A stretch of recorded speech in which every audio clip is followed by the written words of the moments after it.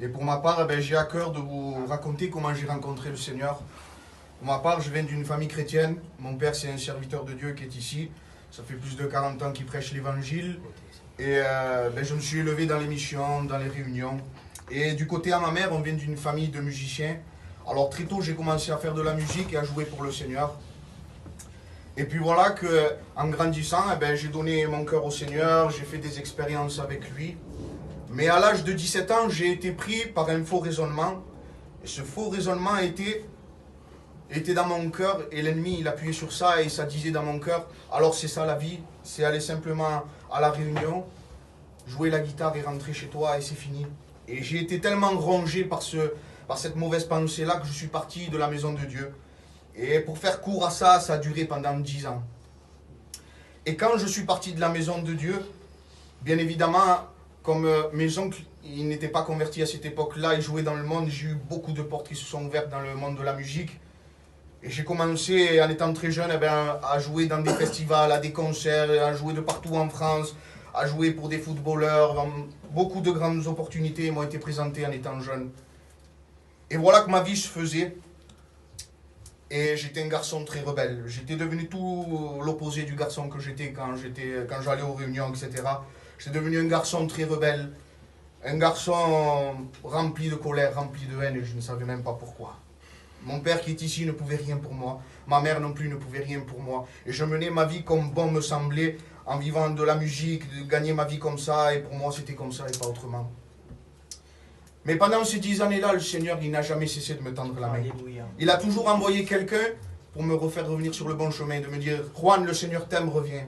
Mais comme je vous ai dit, j'avais un cœur extrêmement rebelle et je ne voulais rien savoir. Et un temps passe comme cela.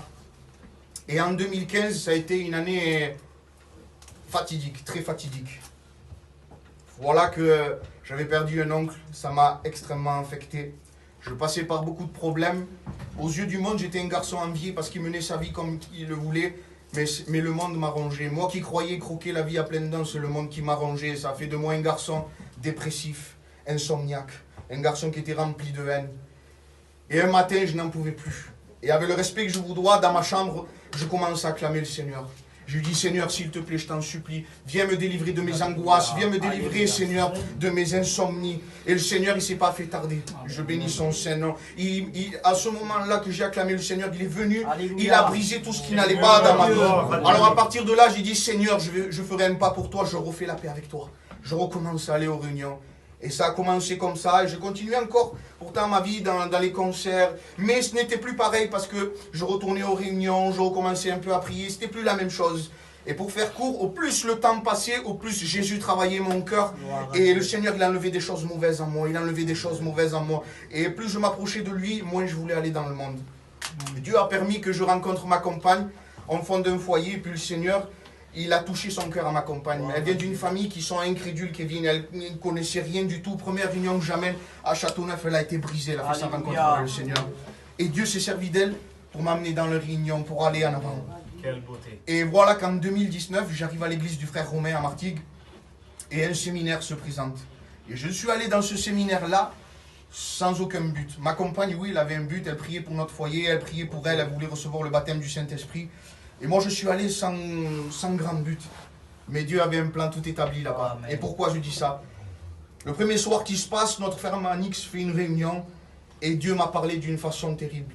J'ai été brisé pendant la réunion. Mais non seulement j'ai été brisé dans la réunion, ancien, mais quand je suis arrivé dans ma chambre d'hôtel, le Seigneur, il me tombait encore dessus.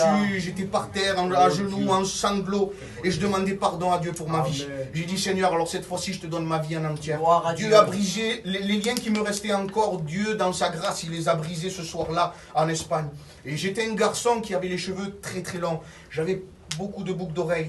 Et mes cheveux longs étaient un signe de rébellion contre Dieu. Quand j'étais parti de la maison de Dieu, j'ai dit, Seigneur, je me laisserai pousser les cheveux. Ça sera un signe de rébellion contre toi. Et bien, le lendemain de cette soirée-là, je suis parti en Espagne même me couper les cheveux. Dieu avait fait son œuvre en moi. Et au bout de ces 3 jours, voilà que j'arrive chez moi. Et la première des choses que je fais, c'est d'aller voir mon vieux. Je tape à la porte et j'ouvre. Et j'arrive. Et je lui dis, voilà mon père, comment tu vas? Et alors là, mon père, il commence à fondre en larmes. Il m'a vu transformé, un nouveau physique, un nouvel intérieur. Ma mère, pareil, ils le prennent dans leurs bras et commencent à glorifier le Seigneur. Et ils disaient, Seigneur, seulement toi pu, Seigneur, changer sa vie. Et à partir de là, j'ai tout laissé tomber, tout ce qui est du monde, le monde de la nuit, les rentrées d'argent, Kevin, j'ai tout laissé tomber. 15 jours après, je suis passé par les eaux du baptême et c'est la meilleure décision que j'ai pu prendre.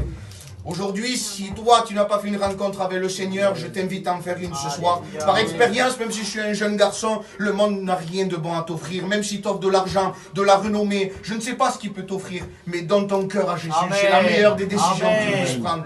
Que Dieu vous bénisse.